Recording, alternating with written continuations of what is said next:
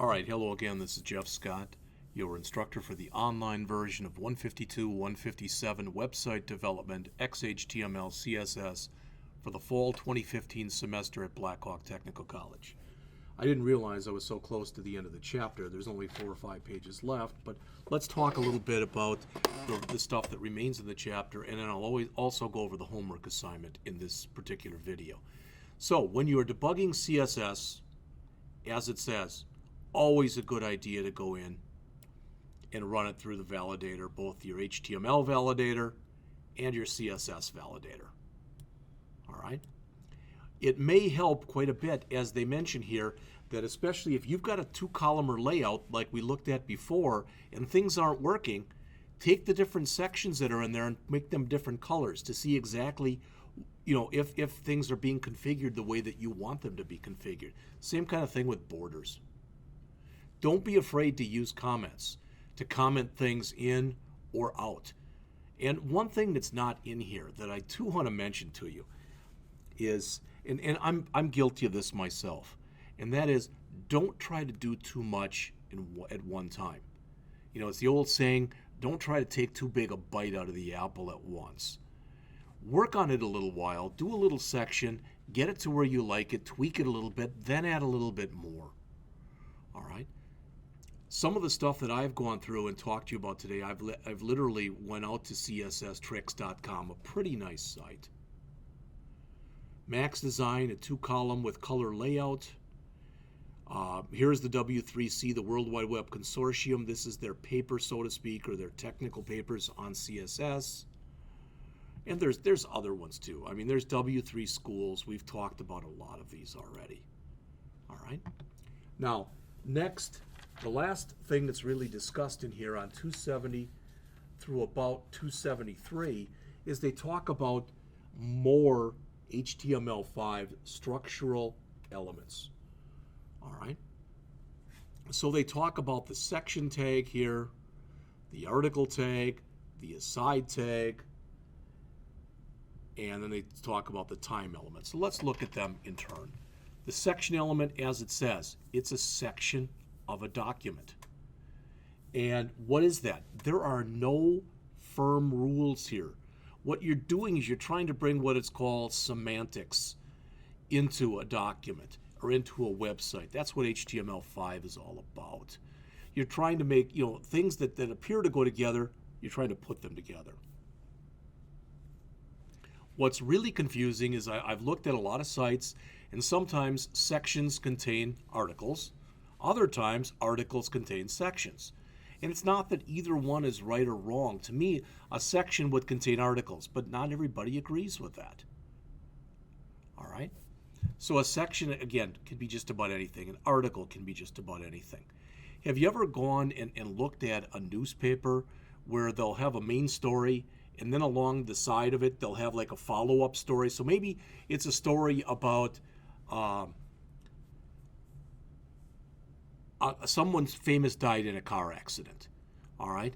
And then, so that's the main story. Then along the side, they have another story that's, about some special thing this person did while they were alive.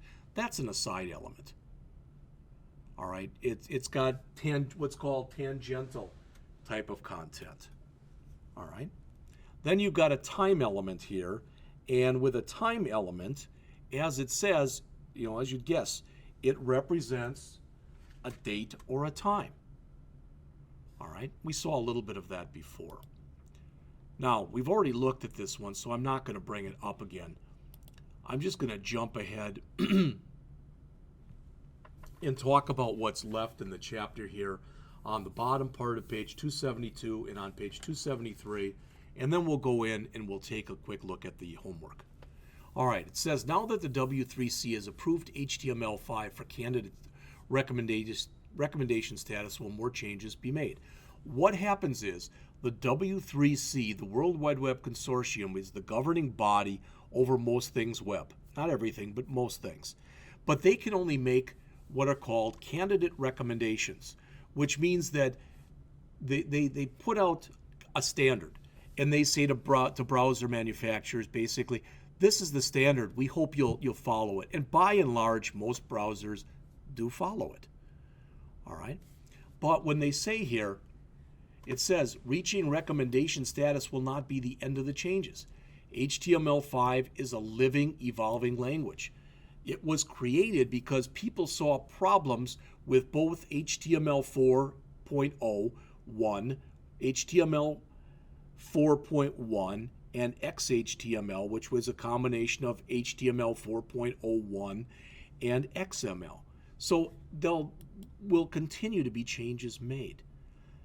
And for that reason, they end the chapter on the bottom of 272 and going on to 273, talking about compatibility with old browsers. What you'll find is anything before IE9, so IE8, IE6, etc., will have problems with a lot of these HTML5 specific tags that we've been talking about. Aside, etc., stuff like that. All right?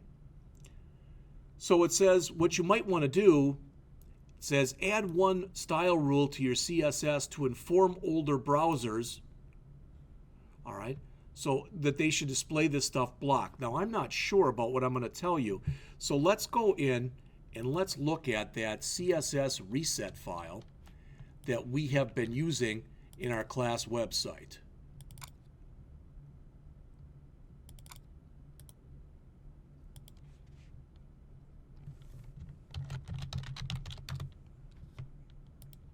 So you'll notice HTML5 display role reset for older browsers.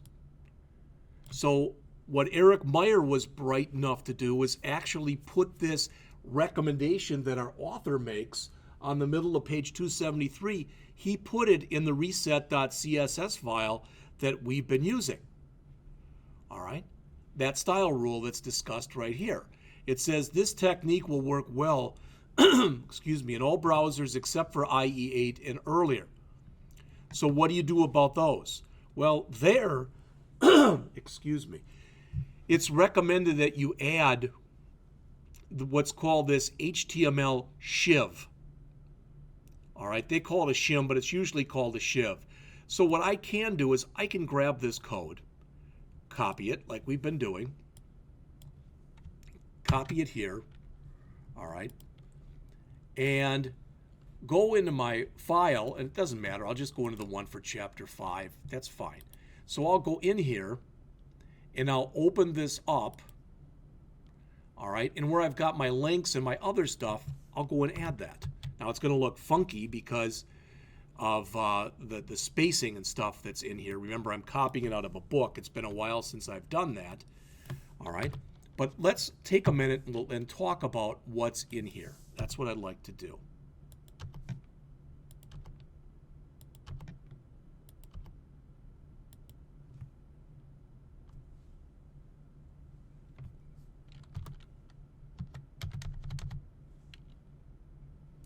Not sure why it's with I'm doing this stuff. It's a lot of this stuff is coming through here and it's being copied twice, and I really don't know why. I've not had problems with other books doing what I'm doing in here with you, but for some reason in here with this book I do have problems with it.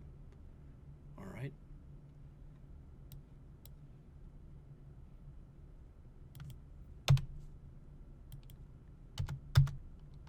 All right, in English, what this says is make a check if the browser you're using, if the browser is less than, that's LE, so if it's less than IE9, so if you're using IE and it's IE8 or less, put in, add this JavaScript file.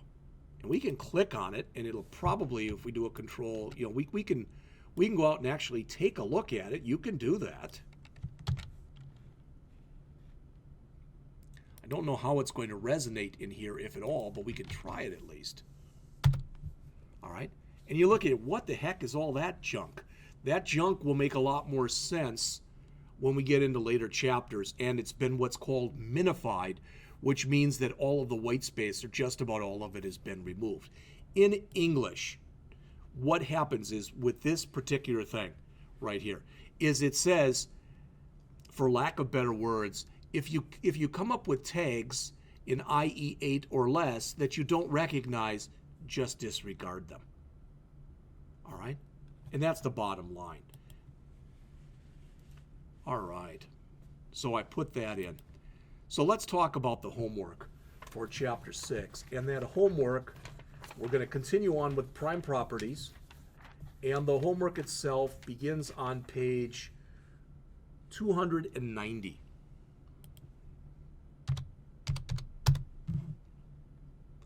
Says, see Chapter 2 for introduction. Yeah, Figure 240 shows this is the site map. Yeah, that's fine. In this case study, we'll implement a new 2-column CSS page layout for prime properties. So in other words, they're saying take what we did here, which is really a 1-column layout, and change it to this, where this is 1 column and this is the other column. All right?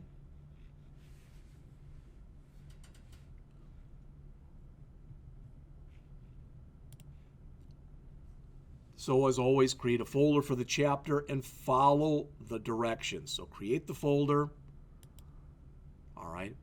You're going to move stuff around and you're going to make modifications.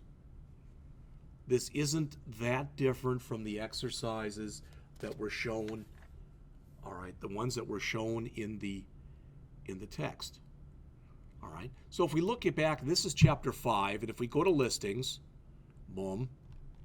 And then if we go to Chapter 6 and we go to listings, what's the difference? Well, in Chapter 5, again, this was all 1 column. Looked at as 1 unit. In Chapter 6, since that's column 1, that's the 2nd column. So we're moving stuff over. Financing, same kind of thing. We still haven't implemented the contact page yet. All right? So ideally, all that stuff makes sense to you. These are your specs. As always, please, please follow them to the best of your ability. All right, that's about all I have to say about this.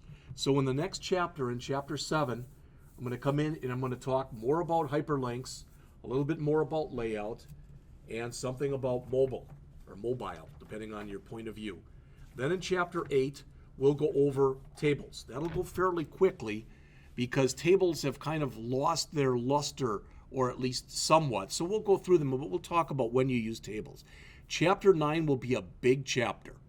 In Chapter 9, going back to that Trump thing, what I'm going to do is I'm going to take that contact that you have right there, all right, that contact, and I'm going to implement it as a contact page. What I'm thinking of doing for the platform, and again, these are not implemented right now, all right, but to try to keep it in sync with this chapter, with Chapter 6, is for platform, what I'll try to do over here is have like a list of issues, and then in my other column, I'll put down what Trump's thoughts are about those issues, like immigration, etc. All right, so I'll be back to do that in just a couple minutes.